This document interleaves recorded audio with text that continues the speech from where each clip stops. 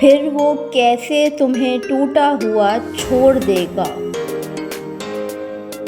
وہ جس کا نام ہی الخیر ہے، یعنی خبر رکھنے والا، پھر وہ کیسے تمہاری سستیوں سے بے خبر ہو سکتا ہے۔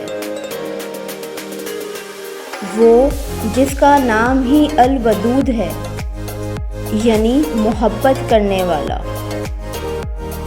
پھر وہ کیسے اس محبت کی جو تمہیں اس سے ہے لاج نہیں رکھے گا۔ وہ جس کا نام ہی الوکیل ہے، یعنی کام بنانے والا، پھر وہ کیسے تمہاری کہانی کو ادھورا رہنے دے سکتا ہے۔ وہ جس کا نام ہی المتین ہے، یعنی طاقت والا، پھر وہ تمہیں کیسے کمزور رہنے دے سکتا ہے۔